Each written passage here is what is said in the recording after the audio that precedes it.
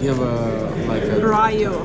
That's what he said. Because with Ryan, it could be he's talking about a shot at tequila. Is he gonna chuck Ryan? Ryan Garcia said that he would give a shot to Rayo Valenzuela. What do you think about that fight if it happens? Ryan Garcia and Rolando Romero are set to clash on May 2nd in Times Square, but the battle has already begun outside the ring. Tensions are at an all-time high, with both fighters trading threats and insults, setting the stage for one of the most explosive matchups of the year. Garcia, coming off a controversial fight against Devin Haney, is out for redemption after testing positive for Ostarine and serving his suspension. You got the best left in the world. He's looking to reclaim his status, but before he can think about a Haney rematch, he has to get through Romero. And if his recent words are any indication, he's coming into this fight with nothing but aggression. "I'm not taking you lightly at all," Garcia warned on social media. "I'm coming with some real anger, and I'm sorry it has to be you." That wasn't just talk, it was a declaration of war. And if anyone thought he was joking, his follow-up message erased any doubt. "You can say all the funny stuff you want on Tuesday, but if you cross the line, I'm going to slap the out of you. I promise." Garcia has no interest in the usual theatrics that come with a Romero fight. He knows Raleigh thrives. We're going to fight at welterweight. And his one, we're both 35-pounders, so I mean, I long outgrown 140. I definitely out. The fact that this fight is taking place at welterweight, does that suit you? Is that better for you? I mean, I called this years ago, saying that me and him is on trash talk, using it to get under his opponent's skin. But this time, it's different. Ryan isn't here for jokes. He's here for war. Meanwhile, Romero is feeding off the chaos. He's never been one to back down from a verbal exchange, and he won't start now. He's been calling out Garcia for years, and now, with fight night approaching, he's ready to prove why he's the better man. With both fighters locked in and emotions running high, this isn't just a fight, it's personal. And when the bell rings on May 2nd, all the talking will finally come to an end. "I've been calling this boy out for a long time," Rolando Romero declared. Skipping the Haney fight, or a fight with you? No opinion on that. No opinion on that either. Is it gonna happen? Do you want it to happen? I shall see. You shall see. I shall see. Yeah. What do you make of him? "I've got the biggest balls in boxing, and I'm the biggest stalker in the game." Romero knows Ryan Garcia is emotional. He knows Ryan is coming into this fight angry, and he plans to use that against him. For Garcia, this isn't just about winning. He wants to dominate. He wants to erase the memory of his loss to Devin Haney, silence the critics, and prove that he's still one of the best fighters in the world. But there's one problem. Raleigh doesn't care. When asked about Ryan's potential rematch with Haney, Romero brushed it off. "I don't care. They can rematch after me. I'll beat this out of Ryan. And then they can rematch," he said. For Romero, this fight is about him. He's not worried about Ryan's redemption story, and he's not thinking about Haney.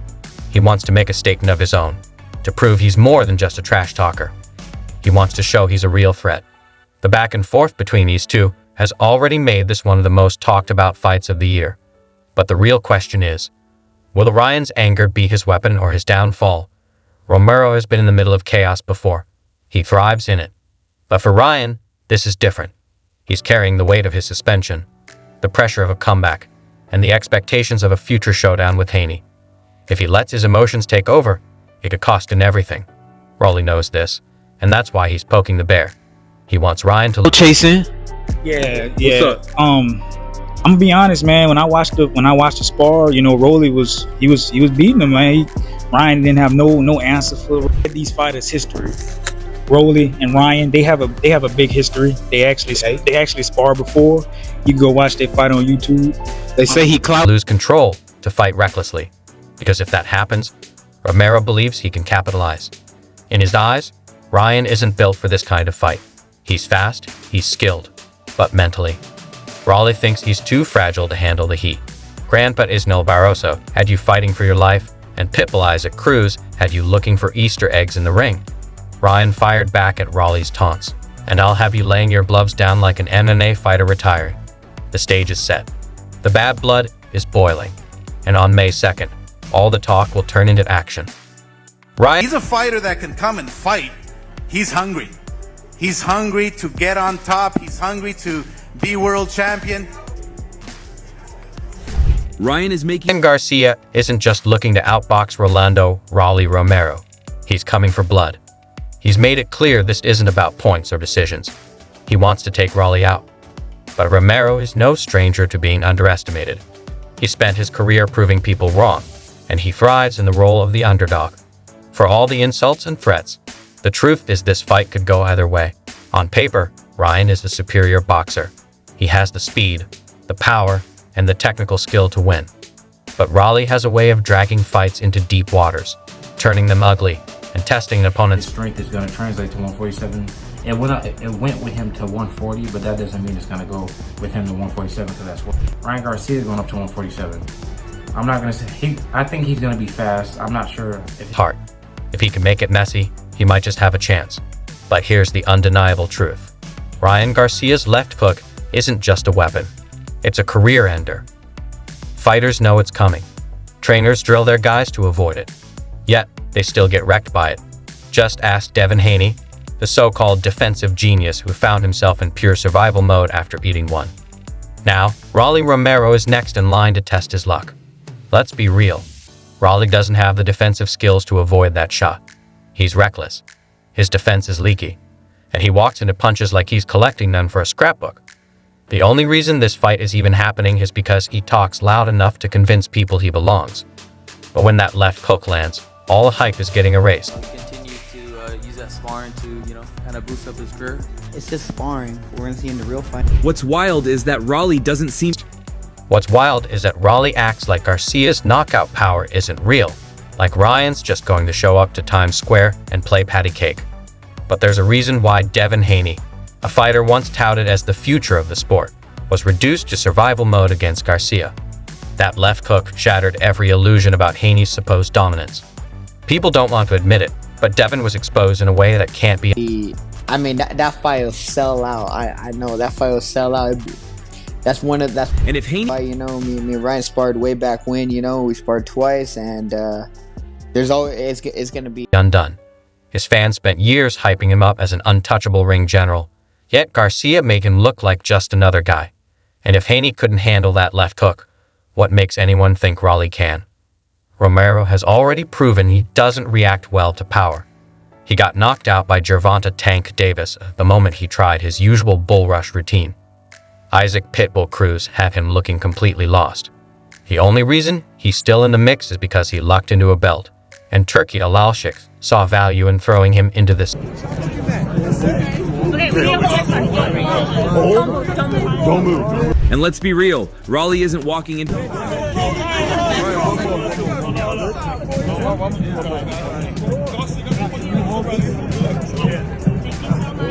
circus. This isn't sport. It's entertainment. And Raleigh, he's just playing his role. Loud, ridiculous, and ultimately disposable. Make no mistake, Romero isn't walking into this fight with some elite game plan. He's a wild puncher who lunges forward like a guy playing Street Fighter with a broken controller. That might work against lesser opponents, but against Garcia, it's a recipe for disaster. If he rushes in, that left hook is sending him into another dimension. If he tries to box, well, that's not happening, because Raleigh doesn't actually know how to box. He's a brawler, and that's why this fight is set up for a brutal finish. The real controversy isn't whether Raleigh will survive. He won't. The real question is, what happens after? If Ryan knocks him out in 2 or 3 rounds, does Devin Haney really deserve a rematch? Haney barely survived the first fight, and Garcia made it clear who the superior fighter was. But boxing politics don't operate on logic. They run on money. Turki Alalshik wants the rematch, and when Turki wants something, it happens. The problem? A second fight between Haney and Garcia would be just as one-sided. But I've been backing up everything I've been saying so far. But probably Rolly. What do you think of his fight with Ryan that's been announced? They're fighting in May in Times Square, New York City. I think that's a better fight for Ryan, publicity-wise, than... Who would you say is another good trash talker in boxing? Right now, man, really, just that retarded-ass fool Rolly, to be honest. Rolly right now probably runs his mouth the most, but he can't back it up. There's a difference between me and him. I talk a lot of trash. As the first, Haney isn't suddenly going to develop knockout power overnight. He's not magically going to withstand Garcia's left hook. If they run it back, we'll just see a repeat. Haney getting hurt, holding on for dear life, and making excuses afterward. The real question is, where does Ryan go after dismantling Rolly? A fight with Teofimo Lopez makes far more sense than another unnecessary rematch with Haney. TU has power, skill, and confidence. He wouldn't just survive, he'd fight back. That's the kind of matchup boxing needs. But instead, we're likely about him. I don't give a about him. He's not a boxer, so who gives a about him? First, thank you. But in back and forth between you and Ryan Garcia, what are your thoughts and what message would you send him right now, brother? I have no thoughts about it. Getting Garcia Haney too, not because it's competitive, but because it's easy to sell. As for Rolly, he better hope he can still talk after this fight because his mouth is the only thing keeping him relevant. Once that left hook lands, his career is getting reset, and unlike Haney, there's no rematch waiting for him. Ryan Garcia has made plenty of promises before. He said he was locked in, he's vowed to take boxing seriously, and he's claimed he was done with distractions. This time, he insists it's different. Hit, you don't know where the fuck he throws some random ass hook that knocks people out. He gets hit. He does some weird ass fetal. Ryan Garcia, bro, he's one of the most entertaining fighters I've ever seen in my life. He gets no more drugs, no more alcohol, no more social media chaos, just boxing. The problem? Nobody fully believes him yet. Garcia faced Devin Haney in April 2024. Knocking him down 3 times en route to a dominant victory. But after testing positive for Ostarine, the